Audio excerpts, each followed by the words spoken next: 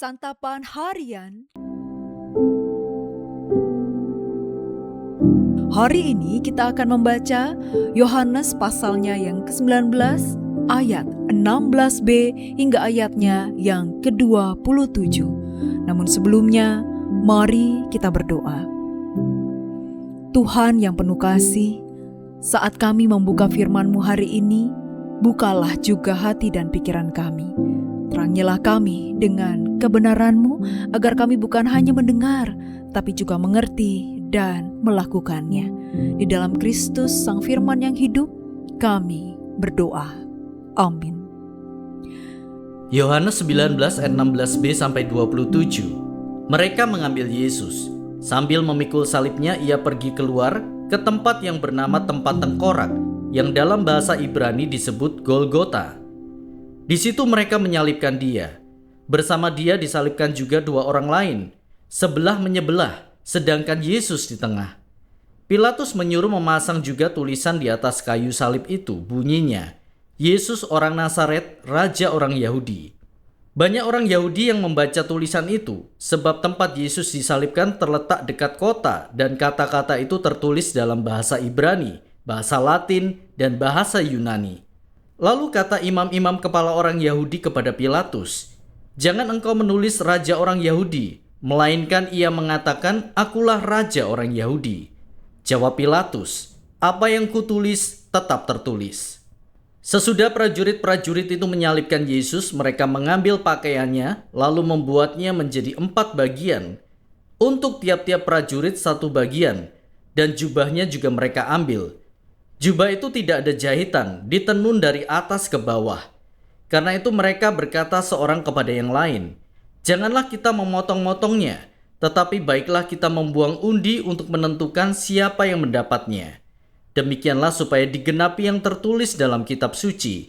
Mereka membagi pakaianku di antara mereka, dan mereka membuang undi atas jubahku." Semua itu telah dilakukan prajurit-prajurit itu.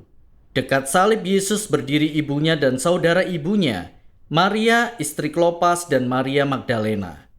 Ketika Yesus melihat ibunya dan murid yang dikasihinya di sampingnya, berkatalah ia kepada ibunya, "Ibu, inilah anakmu." Kemudian katanya kepada muridnya, "Inilah ibumu." Sejak saat itu murid itu menerima dia di dalam rumahnya.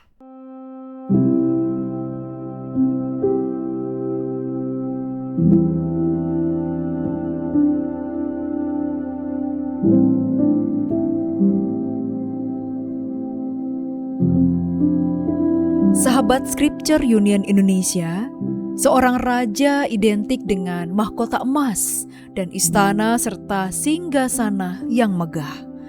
Makin megah simbol-simbol itu, maka semakin besar pula penghormatan dan kekuasaan yang ia nikmati. Secara duniawi, disitulah orang menempatkan kemuliaan. Namun, Yesus, orang Nazaret yang dijuluki Raja orang Yahudi, memilih jalan yang berbeda. Mahkotanya terbuat dari duri. Ia tidak dibawa ke istana, tetapi ke tempat yang disebut tempat tengkorak. Di luar kota, di mana penjahat-penjahat dihukum salib menurut hukum kekaisaran Romawi.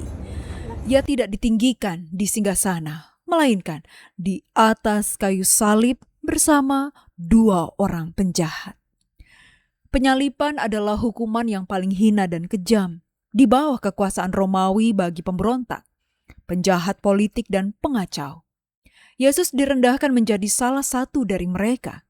Tak hanya itu, prajurit-prajurit mengundi pakaiannya, karena menurut undang-undang tentara Romawi, algojo memang berhak mengambil milik tahanan.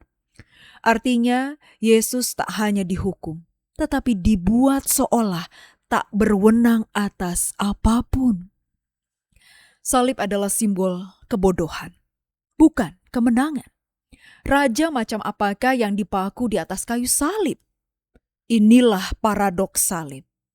Dalam perendahan dan penghinaan paling besar, Yesus justru menunjukkan kemuliaan sejati.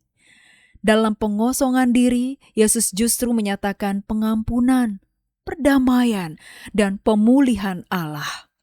Salib mengungkapkan bahwa kemuliaan Allah tidak dibuktikan lewat kemegahan dunia, melainkan melalui kasih yang mengorbankan diri, ketaatan kepada kehendak Bapa, dan kerendahan hati yang mengalahkan keangkuhan dunia.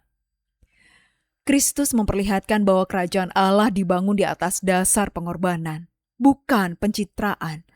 Sebagai pengikut Kristus bukan pada tempatnya jika kita menghalalkan segala cara demi mengejar kekuasaan atau kebesaran. Sebaliknya, kita dipanggil untuk rela menyerahkan hidup bagi sesama dalam penyerahan diri bagi misi Allah. Mari kita berdoa. Tuhan Yesus Kristus, Engkau tidak membangun kerajaan-Mu dengan gemerlap pujian manusia, melainkan dengan sunyi pengorbanan di kayu salib. Ajari kami berjalan di jejak-Mu, tidak mencari sorot lampu dunia, namun setia menabur kasih dalam hal yang tersembunyi. Di dalam nama-Mu, Kristus Yesus, kami memohon. Amin. Kiranya firman Tuhan yang Anda dengarkan menjadi berkat, hingga Anda memiliki kehidupan rohani yang segar, kuat, dan sigap. Jika Anda menginginkan buku santapan harian, silakan kirimkan nama, alamat lengkap, dan kode pos beserta nama radio yang Anda dengarkan ke nomor 0811 9910 377. Tuhan Yesus memberkati.